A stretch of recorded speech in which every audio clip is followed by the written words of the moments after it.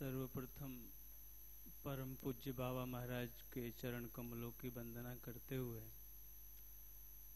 आप सभी ब्रजवासी, सभी श्रोता, वैष्णव भक्त जनों के चरण कमलों की वंदना करते हुए कुछ भगवत चर्चा करेंगे।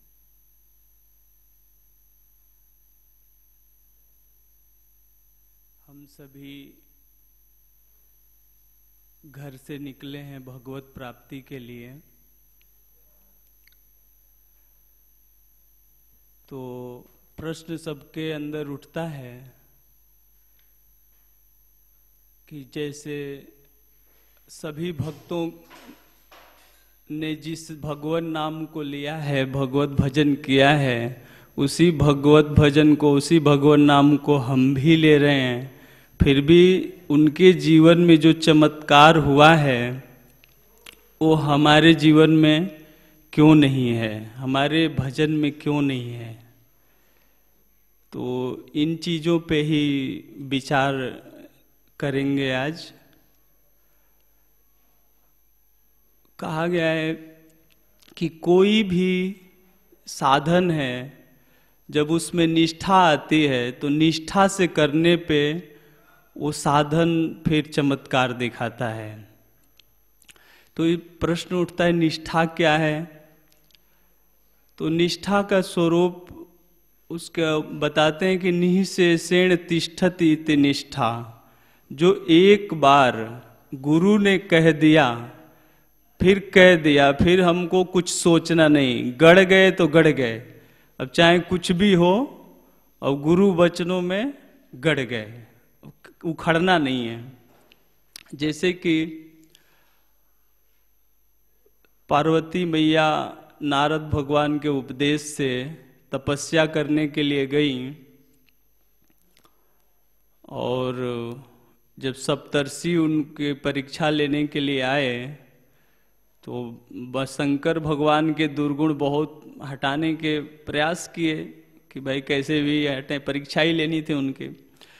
तो पार्वती माँ ने कहा कि जन्म कोटि लगी रगर हमारी, बरऊं शंभु न त रहूं कुंवारी। चाहे करोड़ों जन्म लग जाएं तपस्या करते करते, लेकिन मैं अपने गुरु के वचनों को नहीं छोड़ूंगी, और बरूंगी तो शंभु को ही बरूंगी। तजौन नारद कर उपदेशु, आप कहें सतबार महेशु। सैकड़ों बार आकर के साक्षात क्यों न शंकर भगवान ही कहें, लेकिन उसके बाद भी मैं अपने गुरु की वाणी को नहीं छोड़ सकती। ये निष्ठा का स्वरूप है। तो परीक्षाएं होती हैं, लेकिन भक्त जब गुरु वचनों में गढ़ जाता है तो सारे परीक्षाओं को पास कर जाता है। जैसे कि ध्रुव महाराज थे, तो वो भी जब तपस्या कर रहे हैं, अन्य पुराणों में कथाएं आती हैं, पूज्य बाबा महाराज सुनाते हैं, तो माया वो कभी माँ का रूप बन के आती थी, कभी जंगलों में आग लग जाती थी, अनेकों प्रकार से निष्ठा से हटाने का प्रयास करती थी, लेकिन ध्रुव जी भी अपनी निष्ठा से नहीं हटे। तो क्या होता है, जब निष्ठा आ जाती है भक्त के अंदर, तो उस निष्ठा से सबसे पहले ब्रह्मा को खबर पड़ती है कि, और ब्रह्मा जी शंकर भगवान को खबर करते हैं कि देखो ये अब तुम्हारे सृष्टि से निकल के गया है, तो भगवान के चरणों में चला गया। तो निष्ठा से कोई भी कार्य करने से उसमें चमत्कार आता है। तो निष्ठा जो है, ये भगवत प्राप्ति के कुछ सीढ़ियाँ मान लीजिए, स्टेशन। जैसे कि गोस्वामी तुलसीदास जी ने कहा है कि साधन सिद्ध राम पद नेहु। गोस्वामी जी ने दो माना है कि जो साधन करते हैं और सिद्ध प्रेम, दो माने हैं। लेकिन हमारे ब्रज के संतों ने, श्रील रूप गोस्वामी जी ने भक्ति रसामृत सिंधु में इस साधन भक्ति के दो भाग कर दिए, साधन भक्ति और भाव भक्ति। और जो प्रेमा भक्ति है वो तो वहाँ पे जाने के बाद जीव को भगवान की अनुभूति, दर्शन, साक्षात्कार, साक्षात ठाकुर जी मिल ही जाते हैं, क्योंकि प्रेम हरि को रूप है, त्यों हरि प्रेम स्वरूप। वहाँ पे तो फिर कोई संशय ही नहीं है। लेकिन वो तो बहुत ऊपर की बात है। नीचे जो साधन के दो भाग किए, साधन भक्ति और भाव भक्ति, तो उसमें जो पहली है आदौ श्रद्धा, सबसे पहला जो स्टेशन भगवान को पाने का हमें मिलेगा वो पहले श्रद्धा है। जब श्रद्धा हमारे पास संपत्ति रहेगी उसके बाद हम संतों की शरण में जाएंगे। ततो साधु संग, साधु संग करेंगे तो वहाँ पे महापुरुष, भजन क्रिया, तीसरी जो सीढ़ी है, स्टेशन है, हमको साथ कृपा करके महापुरुष साधन सिखाएंगे। जब साधन सिखाएंगे तो जब हम साधन करने लगेंगे तो जो हमारे अनादिकाल से अनर्थ हैं वो हटने लगेंगे। लेकिन होता क्या है कि ये जब अनर्थ हटने लगते हैं ना हमारे पाप, तो ये पाप बाधा बन के आने लगते हैं। ये 9 सीढ़ियों में ये सबसे कठिन, एक तरीके से समझ लीजिए एग्जामिनेशन है, परीक्षा है, कसौटी है। अक्सर देखा जाता है कि इसी सीढ़ी से जो चौथी है बहुत कठिन है, यहीं से अबाउट टर्न हो जाते हैं, वापस चले जाते हैं, निष्ठा तक पहुंच नहीं पाते हैं। तो ये जो सीढ़ी है, हमारे पाप क्या हैं, हम किन कारणों से, तो पाप जो है वो कभी तो परिवार का रूप बन के आ जाएगा, कभी मानसिक रोग, कभी दैहिक, दैविक, भौतिक, इन तापों में आएगा और जीव को साधन से हटा के और फिर संसार में लेके चला जाता है। तो वो पाप के विषय में भगवान कहते हैं गीता जी के 7वें अध्याय के 27वें श्लोक में कि पाप है क्या, ये कब से हमारे पीछे लगा। तो भगवान कहते हैं इच्छा द्वेष समुत्थेन द्वंद्व मोहेन भारत। ये जो राग द्वेष है ना, इस सृष्टि के शुरू में ही मधु कैटभ पैदा हो गए। इसी को भगवान काम क्रोध भी कहते हैं गीता जी के 3 अध्याय के 37वें श्लोक में कि काम एस क्रोध एस रजोगुण समुद्भव। ये रजोगुण से उत्पन्न हुआ काम ही क्रोध है। महासनो, ये बहुत खाने वाला है, जब बहुत खाता है तो बहुत पापी होता है। महासनो महापापमा विद्धि एनम इह वैरिणम। भगवत प्राप्ति के मार्ग में ये सबसे बड़ा पापी काम है।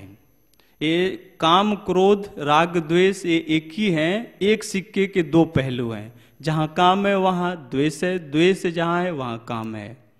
तो ये द्वंद्व कब से शुरू हुए, तो भगवान कहते हैं सर्वभूतानि सम्मोहम सर्गे यान्ति परंतप। जब से सृष्टि बनी तभी से ये सब भूतों को सम्मोह में डाल दिए, मोह में डाल दिए। ये तभी से हमारे पीछे लगे हुए हैं, जभी से हमको जन्म से मृत्यु, मृत्यु से जन्म, ये संस्कृति चक्र चल रहा है। तो इस श्लोक में तो भगवान ने बताया कि अनर्थ क्या है, तो ये अनर्थ है। अगले 7/28 में भगवान कहते हैं कि ये अनर्थ हटेगा कैसे। भगवान कहते हैं ये साम त्वंत गतम पापम जनानाम पुण्य कर्मणाम। जब भक्त,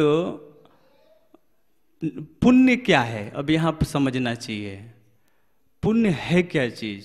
तो इस पुण्य को भागवत जी में भी अनेकों महापुरुषों ने बताया है। और मानस में जब भगवान रामचंद्र जी अपने प्रजाजनों को उपदेश किए तो वहाँ पे 45वें दोहे से ऊपर कहते हैं कि हे भाई देखो, सरल सुखद मार्ग, मतलब जो मेरा भक्ति का मार्ग है वो सरल है, सुखद है। पुराण श्रुति गाई, भक्ति मोरी पुराण श्रुति गाई। ये जो भक्ति मेरी है इसको पुराणों और श्रुतियों ने गाया है, लेकिन मिलेगी कैसे?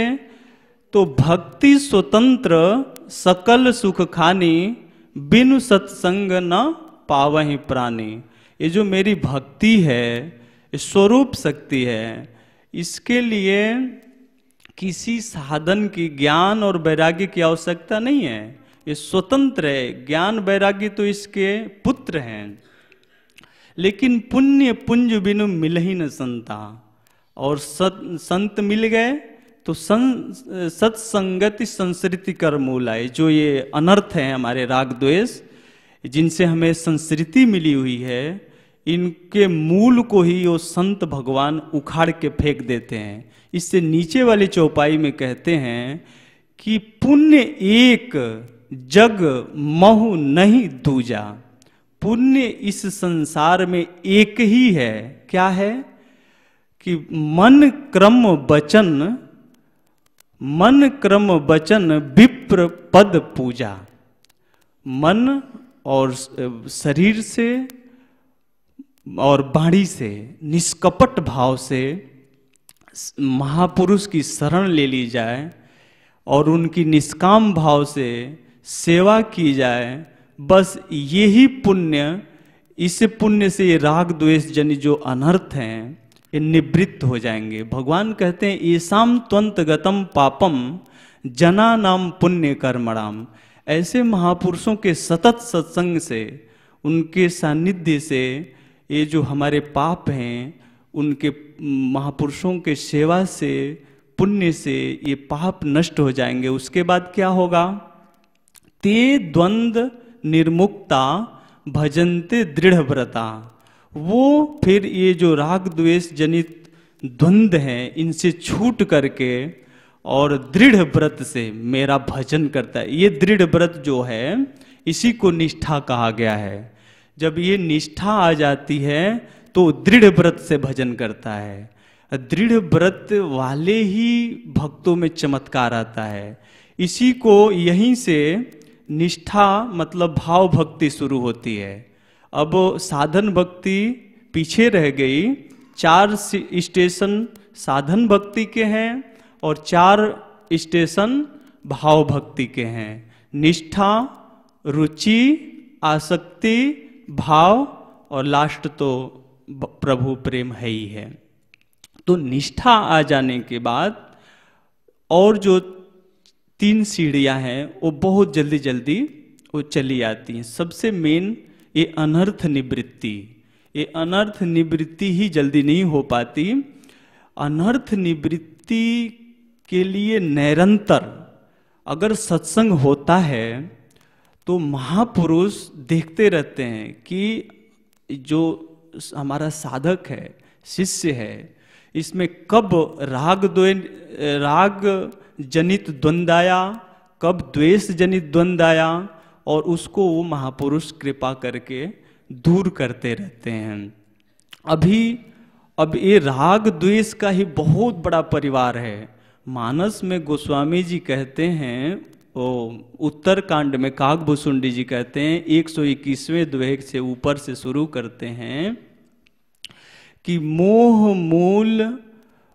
मोह सकल व्याधिन कर मूला।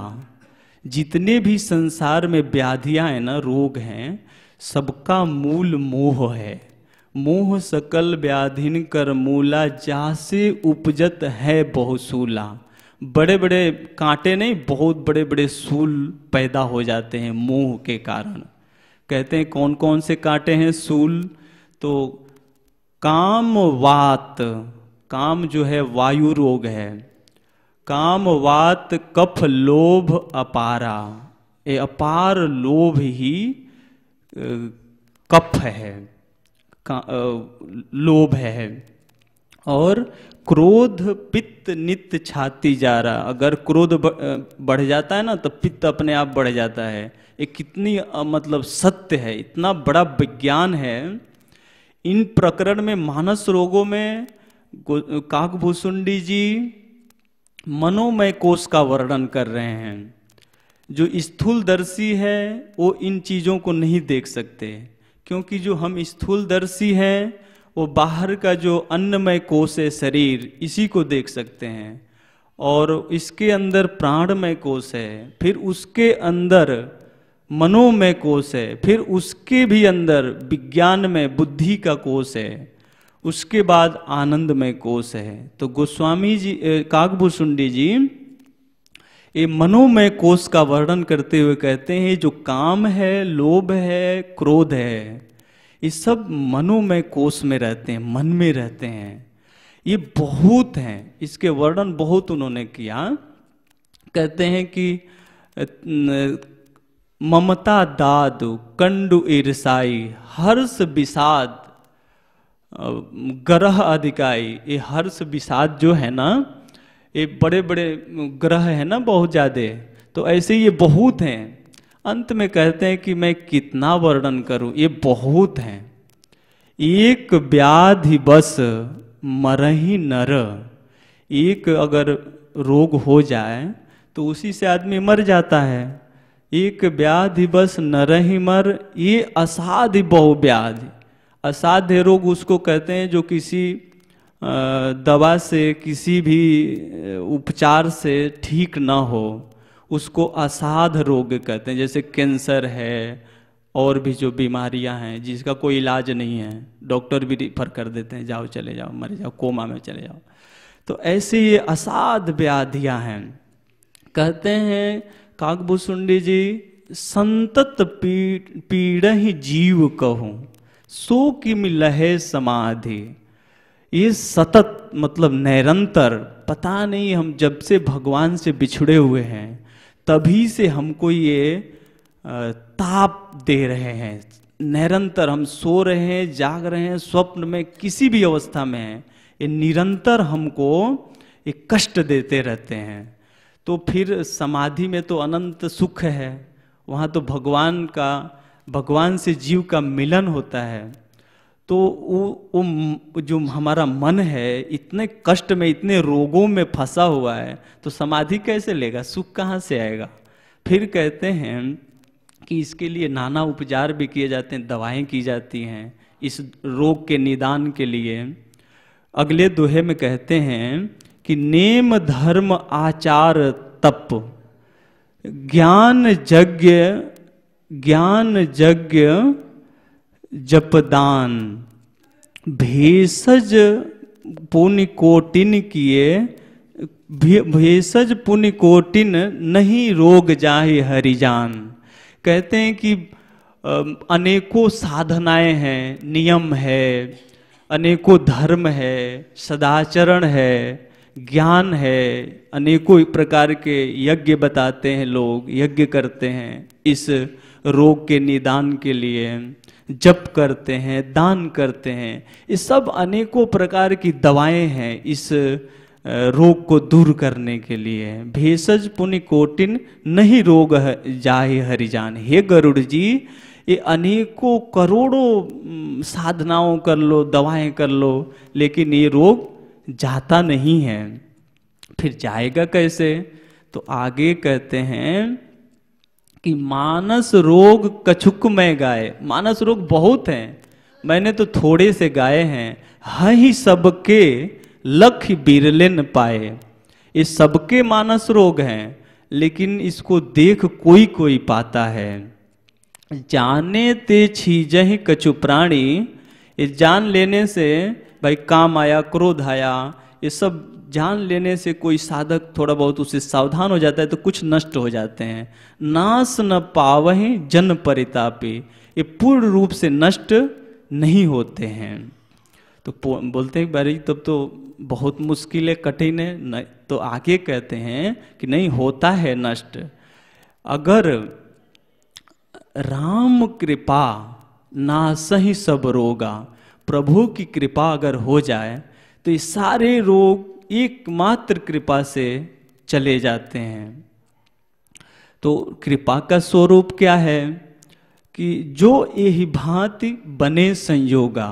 अगर ऐसा संयोग बन जाए, कैसा संयोग, तो कहते हैं सदगुरु वैद, सदगुरु रूपी वैद मिल जाए, और सदगुरु वैद वचन विश्वासा, और वो जो कह दें उनकी वाणी पे पूर्ण विश्वास हो जाए, ये निष्ठा है। इस निष्ठा को भगवान ने गीता जी के 4 अध्याय के लास्ट जो श्लोक है ना 4/42, उसमें भगवान कहते हैं कि हे अर्जुन, तस्माद अज्ञान संभूतम हृतस्थम ज्ञानासिन आत्मनः छित्त्वैनं सर्व संशयम योगम आतिष्ठोत्तिष्ठ भारत। इसकी व्याख्या ऐसे है कि हे अर्जुन, ये जो हृदय में अज्ञान जो उत्पन्न हुआ है, तस्माद अज्ञान संभूतम, उस अज्ञान को भगवत तत्व रूपी ज्ञान की तलवार को लेकर के सारे संशयों को काट करके और विश्वास रूपी चट्टान पे बैठ करके और फिर उसके बाद आराधना करने के लिए चलो, ये निष्ठा। तो उसी को काकभूषुंडी जी कहते हैं कि सदगुरु वैद वचन विश्वासा, संयम यह न विषय के आशा। केवल परहेज इतना ही है कि विषय की आशा, मतलब मन में इच्छा भी ना आए, मतलब कामना भी ना आए। बस इतने से क्या होगा, ये तुम्हारा जो भवरोग है, जो किसी जब तब किसी साधन से नहीं जाएगा, वो चला जाएगा। आगे कहते हैं कि रघुपति भगति, भगवान की जो भक्ति है वो संजीवन मूरी, मतलब जैसे लक्ष्मण जी को मेघनाथ ने बाण मारा था ना शक्ति, तो मूर्छित हो गए थे, हनुमान जी ने संजीवनी बूटी ला करके उनको जिलाया था। तो ऐसे ही हम लोग भी एक काम रूपी ये मार रखा है, हम लोग को मूर्छित पड़े हुए हैं। लेकिन जब गुरु देव साधना बताते हैं, भक्ति दान करते हैं, तो भक्ति का जब सेवन करते हैं तो वही संजीवनी बूटी है, तो मुर्दे को भी जीवित करने वाली है।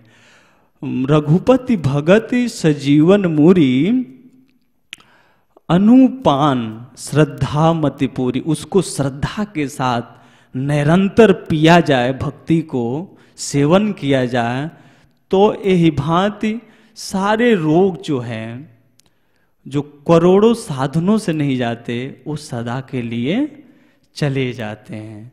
ऐसे ही और भी महापुरुषों के मत हैं अनेकों, जैसे कि सुखदेव मुनि ने जब अजामिलोपाख्यान शुरू किया, उससे पहले पंचम स्कंद की समाप्ति पे 26वें अध्याय में नरकों का वर्णन किया। नरकों का वर्णन, यातनाएं सुन के परीक्षित महाराज घबरा गए। जब घबरा गए तो पूछे कि महाराज कोई साधन है जिससे कि नरक में ना जाना पड़े? तो सुखदेव मुनि 6वें स्कंद के पहले अध्याय में सबसे पहले 13वें श्लोक में कहते हैं कि हाँ परीक्षित, नरक में नहीं जाना पड़ेगा, इसके लिए मैं बताता हूँ तुम्हें क्या करना होगा।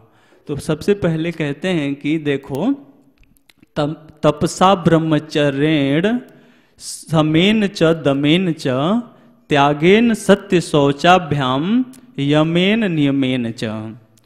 ये इसमें सुखदेव मुनि ने पाप नाश के 9 साधन बताए। तप से मन वाणी शरीर तीनों का तप गीता जी में भगवान ने 17वें अध्याय में बताया है। ब्रह्मचर्य का पालन किया जाए, इससे भी पाप जलता है। और यम नियम त्याग से भी पाप जलता है। सत्य बोलने से भी पाप जलता है। अंदर बाहर की पवित्रता, इस शौच से भी पाप जलता है। सत्य शौचाभ्याम, यम नियम, इनसे 9 रास्ते हैं पाप जलाने के। इनसे बुद्धिजन पाप जला देते हैं। फिर पूछे कि और इससे भी आगे कोई साधन हो पाप जलाने का, जल्दी से जल्दी जल जाए, तो कहते हैं हाँ और भी साधन है। अगले श्लोक में कहते हैं केचित केवलया भक्त्या वासुदेव परायणा अघम धुनवंती कार्सेन निहारम इव भास्कर। सुखदेव मुनि जी कहते हैं कि कोई कोई भक्त केवला भक्ति, केवल भगवान के परायण होकर के और केवला भक्ति से इस सारे पापों को धुन देते हैं। कैसे? जैसे कि सूर्य भगवान उदय होते हैं तो कुहरा अपने आप फट जाता है, भग जाता है। ऐसे ही एक कुहरा तो हमारा पाप है, जब भगवान की भक्ति करते हैं तो सारे पाप एकदम भाग जाते हैं। तो फिर प्रश्न हुआ कि अभी इससे आगे भी कोई साधन है कि जल्दी से, इससे भी जल्दी पाप नष्ट हो जाए हमारे? तो कहते हैं हाँ अभी और भी है। कहते हैं सुखदेव मुनि, हे राजन, न यज्ञवान राजन तप आदि पुयेत तप आदि भी यथा कृष्णार्पित प्राणास तत्पुरुष निषेवया। कहते हैं हे राजन, न यज्ञवान राजन पुयेत तप आदि भी, जितनी मतलब जितनी जल्दी शुद्धि तप आदि जितने भी साधन है इनसे नहीं हो पाती, अति शीघ्र भगवान कृष्ण को प्राणों को अर्पण कर दिया जाए और उनके जो शरणागत भक्त हैं भगवान कृष्ण में बुद्धि लगा करके, प्राण लगा करके, उनके जो शरणागत भक्त हैं उनकी जो सेवा की जाए, इससे जितनी जल्दी पापी व्यक्ति की शुद्धि होती है अन्य किसी साधन से नहीं होती है। तो इसको सरलता से समझाने का ये उपाय है, जैसे कि मान लीजिए हमको ठाकुर जी बॉम्बे में हैं, वहाँ हमें जाना है, हमारा लक्ष्य है बॉम्बे। तो ये जो 9 साधन बताए पहले श्लोक में, तो ये तो है कि हम पैसेंजर ट्रेन में बैठ गए, वो पैसेंजर ट्रेन धीरे धीरे जाएगी हर स्टेशनों पर रुकती हुई, बहुत समय लग जाएगा वहाँ बॉम्बे जाने में। तो फिर अब जो दूसरी है केचित केवल्या भक्त्या, अनन्य जो भगवान की भक्ति है वो है राजधानी एक्सप्रेस। वो मुख्य बिल्कुल जो डिस्ट्रिक्ट में रुकती हुई जाएगी, वो मतलब पैसेंजर से बहुत जल्दी पहुंचा देगी। लेकिन जो भगवान में मन लगा करके जो भक्तों की भक्ति सेवा की गई, ये तो एरोप्लेन है, मानगढ़ बैठे और एकदम ठाकुर जी के धाम को एकदम फट पहुंच जाएंगे, एरोप्लेन में है। तो ये सबसे जो है पाप जलाने का वो सशक्त भक्ति के साथ साथ महापुरुषों के सेवा, इससे अति शीघ्र पाप नाश हो जाता है और दृढ़ व्रत का भजन शुरू हो जाता है। जितने भी भक्तमाल जी में भक्तों की कथाएं आती हैं वो सब भाव भक्ति और प्रेमा भक्ति की हैं। वहाँ से चमत्कार अनुभूतियाँ शुरू होती हैं, उससे पहले इतनी नहीं हो पाती। इसीलिए यहाँ तक कि साधक तो क्या, कोई सिद्ध भी हो जाए उसको भी महापुरुष संश्रय अति आवश्यक है। जैसे कि जब उद्धव जी को स्वधाम गमन से पहले भगवान ने एकादश स्कंद जो भागवत जी में उपदेश किया, तो 28वें अध्याय में कहते हैं भगवान की, उद्धव जी देखो आप बद्री वन को जा तो रहे हो, लेकिन 3 बातें मेरी ध्यान रखना। कहते हैं कि कांचिन ममानुध्यानेन, एक तो मेरा सतत ध्यान करते रहना, और दूसरी बात है नाम संकीर्तन आदि भी। नाम संकीर्तन आदि भी मतलब जो भी साधन, और भी बहुत साधन होते हैं, उन सबको करते रहना। लेकिन एक जो मेन है योगेश्वरानुवृत्त्या हन्याद अशुभान छने, योगेश्वर महापुरुषों की अनुवृत्ति, उनका सानिध्य अवश्य करते रहना, क्योंकि उससे क्या होगा, हमारे अंदर हम जो साधना कर रहे हैं उसमें मद, जो कर्तृत्व आएगा, दंभ आएगा, दिखावा आएगा, उसको महापुरुष देखते रहेंगे और देखते रहेंगे, फिर उसको समाधान कर देंगे। इस पे एक बहुत अच्छी कथा आती है, समय तो थोड़ा ही है लेकिन फिर भी उसको संक्षेप में प्रयास करूंगा कि कह दूं।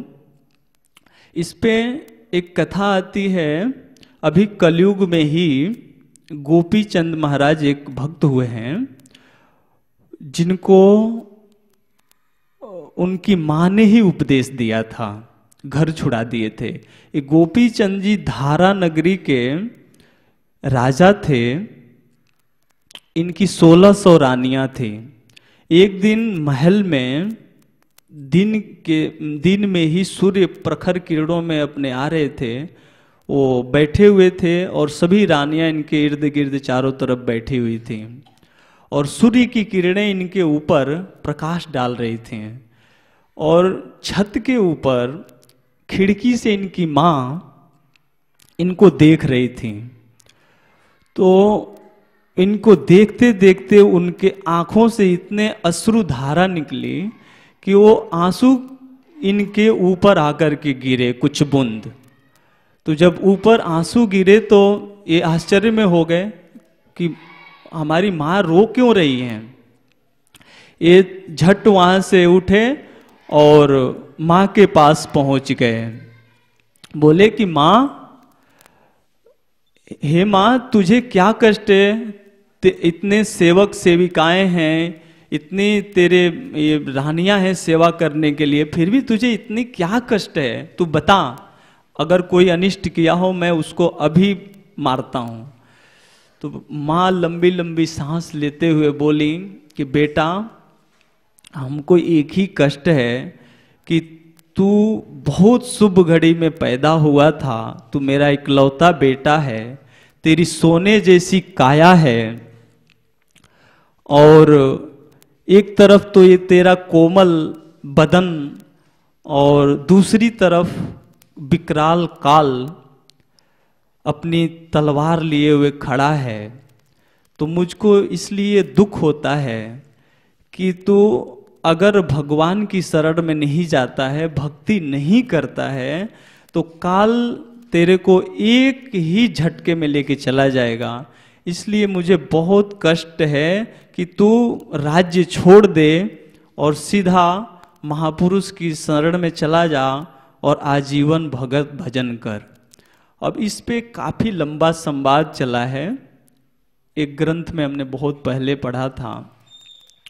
तो माँ बेटे का काफी उन्होंने फिर, जैसे अर्जुन जी को मोह हुआ था, तो हम जब सब पुरुष मर जाएंगे तो स्त्रियां विधवा हो जाएंगी, फिर वर्ण संकर होगा, फिर पितर नरक में चले जाएंगे। ऐसे उन्होंने बहुत गीता जी के उस श्लोकों को उद्धृत किया है वहां पे।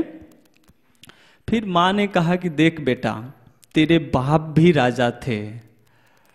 कहते हैं एक दोहा वहां पे उन्होंने बोला है, उनकी माँ मैनावती ने, कि बेटा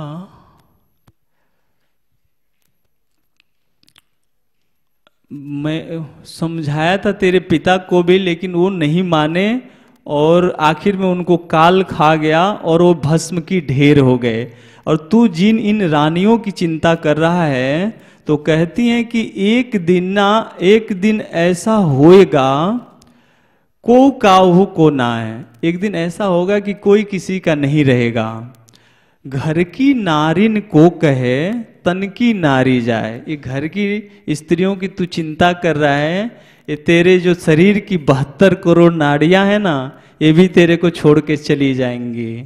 तो ऐसे बहुत संवाद होने के बाद वहां पे गोपी चंद्र जी चल देते हैं राज्य छोड़ करके, और ऐसा कहते हैं महापुरुष कि गुरु गोरखनाथ जी के शरण में जाते हैं। और वहाँ पे बहुत याचना करने के बाद महापुरुष शरण में लेते हैं। शरण में लेने के बाद उनका जो संस्कार होता है साधुओं का, मुंडन, भगवा वस्त्र, ये सब करने के बाद गुरुजी ने कहा कि ये झोली लो। और सबसे पहले परंपरा थी पहले कि संत लोग जब दीक्षा देते थे तो सबसे पहले कहते अपने घर से ही भिक्षा करके लाओ।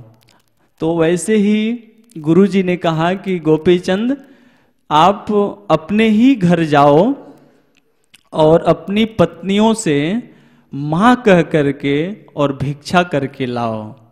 तो ऐसे गोपीचंद जी चले हैं और अपने राजमहल में जाकर के राजद्वार पे खड़े होकर के, जैसे कि हम लोग जाते हैं ना ब्रजवासियों के घर में, दरवाजे पे बोलते हैं कि मैया राधे राधे, राधे श्याम, तो रोटी मिलती है। ऐसे ही वो गए और दरवाजे पे खड़े होके बोले नारायण हरि। तो सब रानियां सुन के इनकी आवाज़ निकल के आई और इनकी दशा देख करके और सब रोने लगे। और उस पे संवाद हुआ, उन लोगों ने कहा कि आप घर में ही रह के भजन कीजिए, हम लोग आपको कोई भजन में विक्षेप नहीं करेंगे। तो गोपी चंद जी ने कहा घर बसे बैठिए न संगत कुसंगत जहां तहां, कायर के संग सूर भागी हैं पे भागी हैं।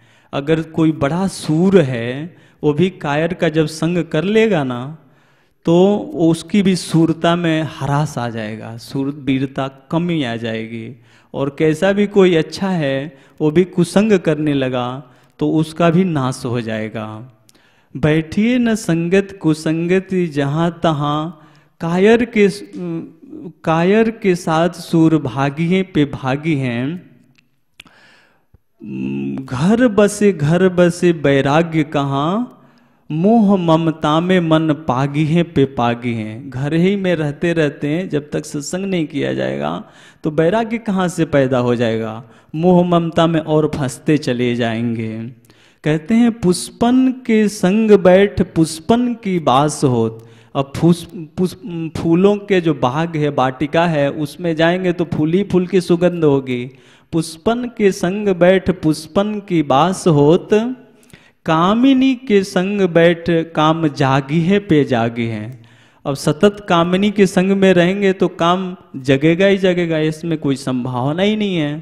कहते हैं काजर की कोठरी में कैसो हु सयान हो जाए।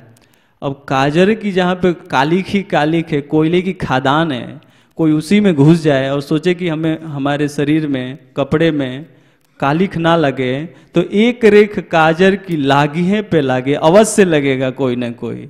ऐसा उन्होंने समझाया, रानियां मान गईं।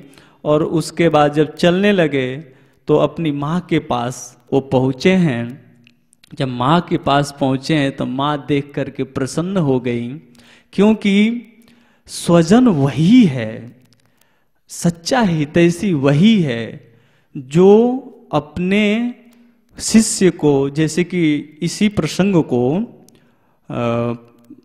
ऋषभ भगवान ने भागवत जी के पंचम स्कंद के 5वें अध्याय के 18वें श्लोक में कहते हैं कि गुरुर न सस्यात् स्वजनो न सस्यात्, गुरुर न सस्यात् स्वजनो न सस्यात्, पिता न सस्यात् जननी न सस्यात्, दैवम न सस्यान् न पतिश्च सस्यान्, न मोचयेद समुपेत मृत्युम।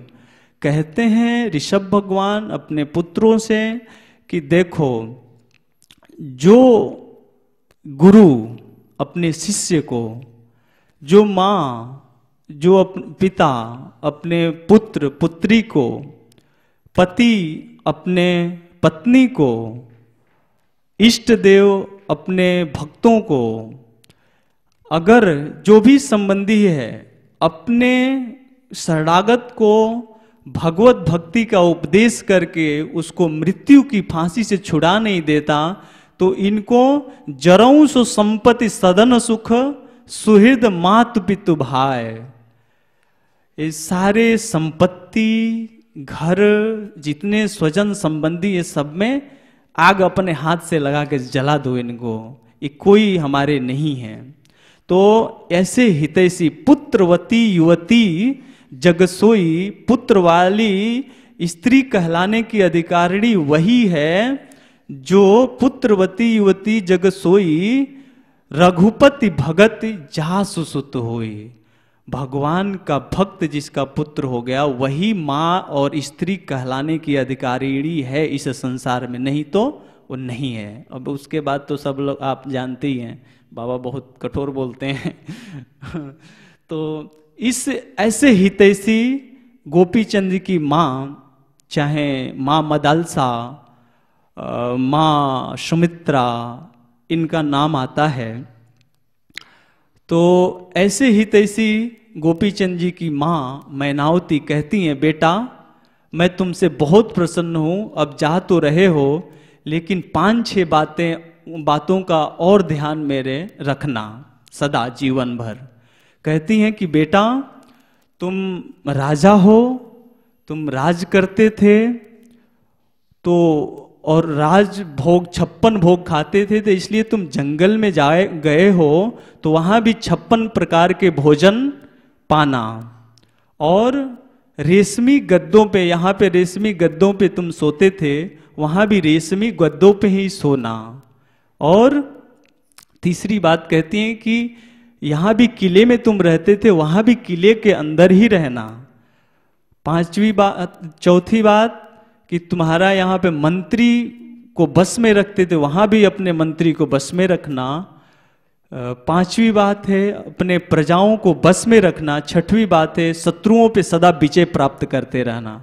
गोपी चंद कहते हैं कि माँ पहले तो तू घर से छुड़ा के मुझे भगा दी, अब कहती है कि फिर पता नहीं तू क्या कहने लगी, मेरे तो समझ में नहीं आ रहा है।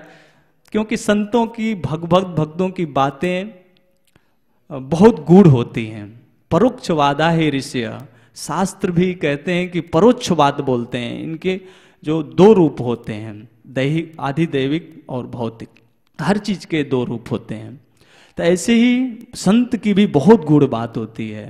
तो उनकी माँ बोलती हैं कि देखो बेटा, यहाँ तुम 56 प्रकार के भोजन करते थे, ऐसे ही जब तुम गुरु जी के आश्रम में रहोगे, साधन करोगे, सेवा करोगे, जब थक जाओगे करते करते, तो तुमको जब खूब भूख लगेगी तो कच्चे चने भी तुम खाओगे ना, तो उसमें भी 56 प्रकार के जो स्वाद आता था वही स्वाद उसमें भी आएगा। दूसरी बात कहती हैं कि जब तुम सेवा भजन साधन करते करते एकदम थक जाओगे तो कंकड़ पत्थर मिट्टी के डले भी तुम्हारे लिए रेशमी और मखमल के गद्दे बन जाएंगे और खूब सुख से सो जाओगे। तीसरी बात कि यहाँ तुम किले में रहते थे, वहाँ क्या किला है, तो संतों का सत्संग ही किला है। अब इस पे एक उदाहरण आता है, लंबा प्रसंग हो जाते हैं, थोड़ा सा ले लेते हैं। जैसे कि संतों का किला, एकमात्र जो सुग्रीव थे ना, उनके पीछे क्रोध रूपी कलयुग रूपी बाली लगा हुआ था। कहीं भी त्राण नहीं था सुग्रीव को, लेकिन ऋष्य मुख, ऋषियों का जो मुख है सत्संग रूपी पर्वत, उस पे शरण लिए थे और परम संत हनुमान जी महाराज का उनको सानिध्य प्राप्त था। केवल सब दुर्गुण ही दुर्गुण भरे थे सुग्रीव जी में, महाकामी, महापामर, देखो बंदर को देखो ना, वो मरकट बैरागी है, इधर मुंह घुमा लेगा और लेकिन जरा भी तुम्हारे नजर चुकी कि हाथ में से लेकर भाग जाएगा। तो ऐसे महालोभी सब दुर्गुण भरे हुए हैं सुग्रीव के अंदर। लेकिन एक गुण है कि संत के चरणों में जो हनुमान जी के सत्संग प्राप्त है, यही उनके एक गुण ऐसा है, इसी गुण से उनके सामने साक्षात भगवान आ गए। लेकिन वो कह रहे हैं कि हे हनुमान जी, हमको तो ऐसा लग रहा है पठे बाल हो ही मन मैला। उसका वो खुद तो नहीं आ सकता ऋषि मुख पर्वत पे, लेकिन उसने उसका मन मैला है, दूसरे ये वीरों को भेज दिया है कि मार दो। अब देखिए साक्षात भगवान आ गए सामने, लेकिन जीव इतना माया के अधीन है कि वो भगवान भी सामने आ जाए तो पहचान नहीं सकता, वो काल ही दिख रहे हैं भगवान। लेकिन जो इसमें बहुत शिक्षाएं आती हैं, बहुत अच्छे अच्छे संत इसके भाव निकालते हैं अध्यात्म से। सब दुर्गुण होते हुए भी संत की दृष्टि पे भरोसा है। हे हनुमान जी, तुम धरि बटु रूप जाओ और देखो तो सही ये कौन है। तो हनुमान जी कहते हैं भागो मत, तुम यहीं रहो, हम देख के आते हैं। उसके बाद हनुमान जी आए हैं और भगवान को पहचान करके और ठाकुर जी को ले गए हैं। और जो इतना निकृष्ट, इतना सब होते हुए भी उस स्थिति पे पहुंचा दे कि भगवान से मैत्री जुड़वा दिए परम संत। तो कहने का भाव ये है कि जो संतों की दृष्टि से भगवान को देखता है तो वही यथार्थ देखता है, और अपनी दृष्टि से प्रयास करने वाला, देखने वाला धोखा खा सकता है। क्योंकि जो देख चुके हैं तो उनको पता है कि भगवान का स्वरूप क्या है, भगवान को पहचानते हैं, तो वो प्रमाणित कर दें तो फिर तो कोई दिक्कत ही नहीं है हम लोगों को। तो कहने का तात्पर्य है, गोपीचंद की माँ कहती हैं कि बेटा तुम संतों के किले में रहना, उससे जो काम क्रोध ये दुर्धर शत्रु हैं ये तुम्हारे ऊपर अटैक करेंगे, लेकिन तुम्हारी उनसे रक्षा हो जाएगी। और आगे कहती हैं कि देखो यहाँ तुम अपने मंत्री को बस में रख के शासन करते थे राज पे, ऐसे ही तुम्हारा यह मन ही मंत्री है, इसको बस में रखते हुए ये सारी इंद्रियां प्रजा हैं, इन प्रजाओं पे शासन करते रहना, और काम क्रोध लोभ मोह मात्सर्य ये जितने शत्रु हैं इनको जीतते रहना।